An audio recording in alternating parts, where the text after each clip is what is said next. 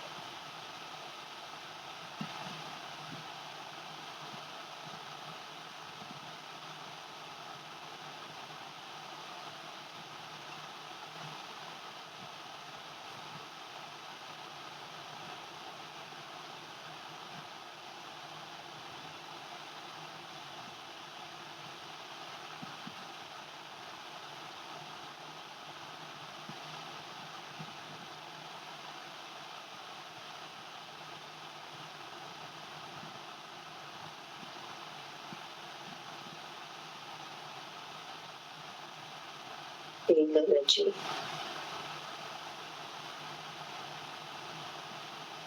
Feel your inner silence. Connect with divine energy.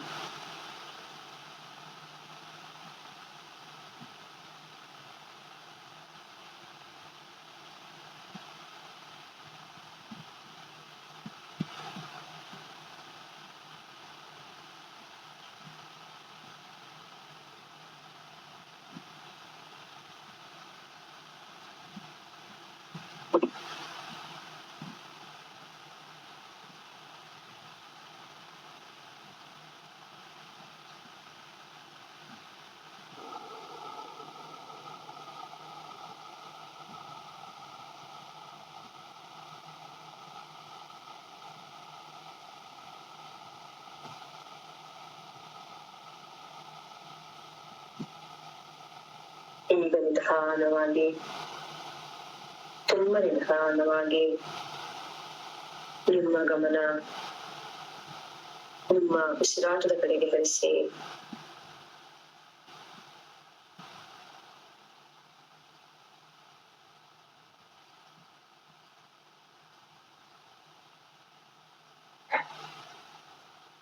ಹಾಗೆ ಶರೀರದ ಕಡೆಗೆ ಹರಿಸಿ ಬಾಡಿಯನ್ನ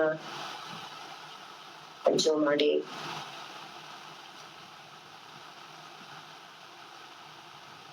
ಸಾಧ್ಯವಾದ್ರೆ ನಿಧಾನವಾಗಿ ಕೈಗಳು ಹಾಗೂ ಕಾಲುಗಳಿಗೆ ಚಾಲನೆಯನ್ನು ಕೊಡಿ.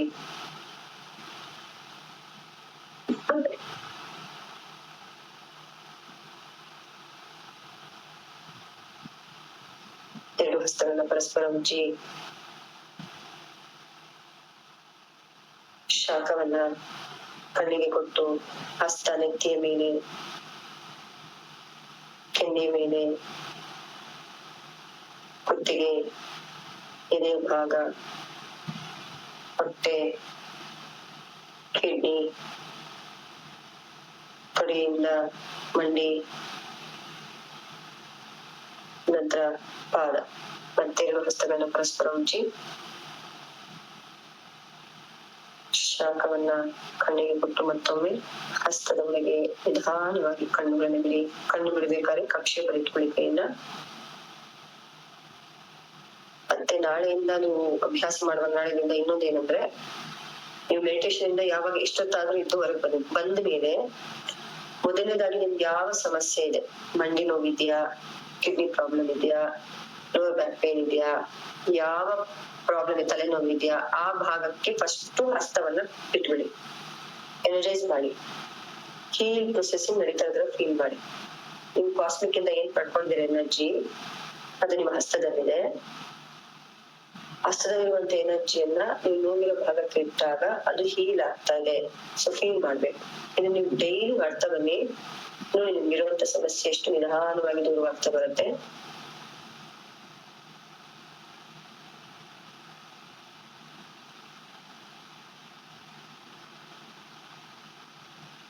ಇವತ್ತಿನ ಸೆಷನ್ಸ್ ಅಲ್ಲಿ ಏನಾದ್ರು ಡೌಟ್ಸ್ ಇದ್ರೆ ಕೇಳ್ಬಿಡಿ. ನಾಳೆ ಒಂದು ದಿನ ನಿಮ್ಮ ಸೆಷನ್ಸ್ ಇರುತ್ತೆ. ಚಕ್ರ ಧ್ಯಾನ ಅನ್ನೋದು ಅತಿ ಅದ್ಭುತವಾದಂತಹ, ನನ್ನ ಜೀವನದಲ್ಲಿ ಸಾಕಷ್ಟು ಹುಡುಕಾಟಗಳನ್ನ ನಾನು ಮಾಡಿ ಕಟ್ಟ ಕಡೆಯದಾಗಿ ನನಗೆ ಒಂದು ಅತ್ಯದ್ಭುತ ಬದಲಾವಣೆಯನ್ನ ನನ್ನ ಜೀವನದಲ್ಲಿ ತಂದಂತಹ, ಆಧ್ಯಾತ್ಮಿಕ ಮಾರ್ಗಕ್ಕೆ ನಾನು ತುಂಬಾ ಕನೆಕ್ಟಿವಿಟಿಯನ್ನ ಮಾಡ್ಕೊಟ್ಟಂತಹ, ನನ್ನಲ್ಲಿ ಸಾಕಷ್ಟು ಒಂದು ಅತ್ಯದ್ಭುತ ಬದಲಾವಣೆ, ಇಂಟ್ಯೂಷನ್ ಪವರ್ ಅನ್ನ ಜಾಸ್ತಿ ಮಾಡಿದಂತ ಒಂದು ಮೆಥಡ್ ಅದು ಚಕ್ರ ಧ್ಯಾನ. ಎಲ್ಲರಿಗೂ ಆಗ್ಬೇಕು ಅಂತ ನನ್ಗೆ ಗೊತ್ತಿಲ್ಲ. ಕೆಲವರಿಗೆ ಆನಾಪಾನ ಧ್ಯಾನದಲ್ಲಿ ಆಗ್ಬಹುದು, ಕೆಲವರಿಗೆ ಚಕ್ರ ಧ್ಯಾನ ಸಾಧನೆಯಲ್ಲಿ ಆಗ್ಬೋದು, ಕೆಲವರಿಗೆ ಮಂತ್ರ ಸಾಧನೆಯಲ್ಲಿ ಆಗ್ಬೋದು, ಗೊತ್ತಿಲ್ಲ. ಬಟ್ ನೀವು ಎಲ್ಲದರಲ್ಲೂ ಕೂಡ ತಿಳ್ಕೋಬೇಕು. ಅದ್ರ ಒಂದು ಯಾವುದೋ ಒಂದನ್ನ ಮಾಡಿದಾಗ ನಿಮಗೆ ಆ ಒಂದು ದಿನದಲ್ಲಿ ಒಂದು ನಿಜವಾದ ಮೆಡಿಟೇಷನ್ ಅನುಭವ ಆಗಿರುತ್ತೆ. ಆಗ ಅದನ್ನ ಇಟ್ಕೊಂಡು ನೀವು ಮಾಡ್ತಾ ಹೋಗ್ಬೇಕು. ನನಗೆ ಸಾಕಷ್ಟು ಮಂತ್ರವನ್ನು ಮಾಡಾಯ್ತು. ನನಗೆ ಮಹಾಮೃತ್ಯುಂಜಯ ಮಂತ್ರ ಉಪದೇಶ ಆಗಿದೆ, ಗಣಪತಿ ಮಂತ್ರ ಉಪದೇಶ ಆಗಿದೆ, ಮತ್ತೆ ದುರ್ಗಾ ಮಂತ್ರ ಉಪದೇಶ ಆಗಿದೆ, ಓಂ ನಮಃ ಶಿವಾಯ ಮಂತ್ರ ಉಪದೇಶ ಆಗಿದೆ. ಸೊ ಈಗೆಲ್ಲ ಮಾಡಿದ್ರು ಕೂಡ ನನಗೆ ಲಿಟರಲಿ ಹೇಳ್ತೀನಿ, ನನಗೆ ಮಂತ್ರ ಅಷ್ಟು ನನಗೆ ಕುತ್ಕೊಂಡ್ ಮಾಡಕ್ಕಾಗಲ್ಲ. ನನಗೆ ತುಂಬಾ ಇದಾಗತ್ತೆ. ಬಟ್ ನನಗೆ ಈ ತರ ಬೇರೆ ಬೇರೆ ರೀತಿ ಟೆಕ್ನಿಕಲ್ ನಾನು ನೋಡ್ಬೇನು ಕೂಡ ನಾನು ಅನ್ಕೊಂಡಿದ್ದು ಏನೋ ಸಿಗ್ತಾ ಇಲ್ವಲ್ಲ ಇದ್ರಲ್ಲಿ ಅಂತ ನಾನು ತುಂಬಾ ನಾನು ಅನ್ಕೋತಿದ್ದೆ. ಬಟ್ ಹೈಯರ್ ಸೆಲ್ಫಿಗೆ ನನ್ ಭಗವಂತ ನೋಡ್ಬೇಕು, ನನ್ನ ಅವನ ಜೊತೆ ಕನೆಕ್ಟ್ ಆಗ್ಬೇಕು, ನನ್ ಇರುವಂತದ್ ನಾನ್ ತಿಳ್ಕೊಬೇಕು ಅಂತ ತುಂಬಾ ನನ್ ಒಂದು ತುರಿತಾ ಇದ್ದಾಗ ನನಗೆ ಉತ್ತರ ಸಿಕ್ಕಿದ್ದು. ನಾನು ನಿಜವಾಗ್ಲೂ ಭಗವಂತನನ್ನ ನೋಡಿರೋದು ನಾನ್ ಇವತ್ತು ಗುರುಗಳು ಹೇಳ್ತಾರೆ ಚಕ್ರಧ್ಯಾನಿಗಳು ಟೇಬಲ್ ಬಿಟ್ಟಿ ಹೇಳೋದು ಅಂತ. ಹಂಗೆ ನಾನು ಯಾರು ಮುಂದೆ ಬೇಕಾದ್ರೆ ಹೇಳ್ತೀನಿ, ನಾನ್ ದೇವರನ್ನ ನನ್ನೊಳಗೆ ನಾನು ಕಣ್ ನೋಡಿದೀನಿ, ಅಷ್ಟು ಸ್ಪಷ್ಟವಾಗಿ ಅವನ ಪಾದವನ್ನ ನಾನು ನೋಡಿದೀನಿ. ಓಕೆನಾ? ಸೊ ಅದು ಆಗಿದ್ದು ಚಕ್ರಧ್ಯಾನದಲ್ಲಿ. ಹೀಗೆ ಅಷ್ಟು ವರ್ಷದ ಸಾಧನೆ, ಹುಡುಕಾಟ ಸಾಧನೆ ಒಂದು ದಿನ ಆಗುತ್ತೆ ಅಂತ ಹೇಳಿದ್ನಲ್ಲ, ಒಂದೇ ದಿನದಾಗಲ್ಲ, ಒಂದು ದಿನ ಆಗತ್ತೆ ಅಂತ ಹೇಳಿದ್ರೆ ಆ ಒಂದು ದಿನ ಒಂದಾಗಿದೆ. ಸೊ ಅದರ ಬೇಸ್ ಮೇಲೆ ನನ್ನ ಚಕ್ರಧ್ಯಾನ ನಂಗೆ ತುಂಬಾ ನನ್ನ ಸಾಧನೆಗೆ ಅನುಕೂಲ ಮಾಡ್ಕೊಟ್ಟಿರೋದು. ಇದೇ ರೀತಿ ಬೇರೆ ಬೇರೆ ಬೇರೆ ರೀತಿಯ ಟೆಕ್ನಿಕ್ ಗಳು ನಿಮಗೆ, ಟೂಲ್ಸ್ ಗಳು ನಿಮ್ಗೆ ಬೇರೆ ಬೇರೆ ರೀತಿ ವರ್ಕ್ ಆಗುತ್ತೆ. ಸೊ ನಿಮಗೆ ಯಾವ್ದ್ರಲ್ಲಿ ಆ ಒಂದು ನೀವು ಹುಡುಕಾಟ ಮಾಡ್ತಾ ಇರೋದು ಸಿಕ್ಕಿದೆ ಅಂತ ಆ ಒಂದು ಟೆಕ್ನಿಕಲ್ ನಿಮ್ಗೆ ಗೊತ್ತಾಯ್ತು ಅಂದ್ರೆ ದಯವಿಟ್ಟು ಆ ಟೆಕ್ನಿಕ್ ಬಿಡ್ಬೇಡಿ, ಅದನ್ನೇ ಇಟ್ಕೊಂಡು ಮುಂದೆ. ಅರ್ಥ ಆಯ್ತಲ್ಲ ಏನ್ ಹೇಳ್ತಿದೀನಿ? ಸೊ ಹಾಗೆ ಅದಕ್ಕೆ ಯಾಕೆ ಎಲ್ಲರಿಗೂ ಎಲ್ಲರೂ ಗೊತ್ತಾಗಲ್ಲ ಅಂದ್ರೆ ಗೊತ್ತಿಲ್ಲ ನನಗೆ. ಈ ಚಕ್ರಧ್ಯಾನ ಇಷ್ಟ ದಿನದಲ್ಲಿ ಯಾರಿಗೆ ನೀವ್ ಅನ್ಕೊಂಡಿರೋ ಒಂದು ಚಕ್ರಧ್ಯಾನದಲ್ಲಿ ಸಿಕ್ಕಿದೆ ಅಂತ ನಿಮ್ಗೆ ಅನ್ಸಿದ್ರೆ ದಯವಿಟ್ಟು ಅದನ್ನೇ ಇಟ್ಕೊಳ್ಳಿ ಚಕ್ರಧ್ಯಾನ. ಉಳಿದೆಲ್ಲ ತಿಳ್ಕೊಳ್ಳೋದೇನು ತಪ್ಪಿಲ್ಲ, ಬೇರೆ ಬೇರೆ ಟೆಕ್ನಿಕ್ ಎಲ್ಲ ತಿಳ್ಕೊಳ್ಳಿ, ಬಟ್ ಸಾಧನೆಗೆ ಅಂತ ಒಂದು ಇಟ್ಕೊಳ್ಳಿ. ಓಕೆನಾ? ಎಸ್, ಮುಗ್ಸೋಣ. ಏನು ಡೌಟ್ ಇರಲ್ಲಪ್ಪ ಈ ಇವತ್ತಿನ ಸೆಷನ್ ಅಲ್ಲಿ? ಇದ್ರೆ ಕೇಳ್ಬಿಡಿ, 5 ನಿಮಿಷ ಟೈಮ್ ಕೊಡ್ತೀನಿ, ಮುಗ್ಸೋಣ. ಓಕೆ, ಧನ್ಯವಾದ. Thank you. Thank you.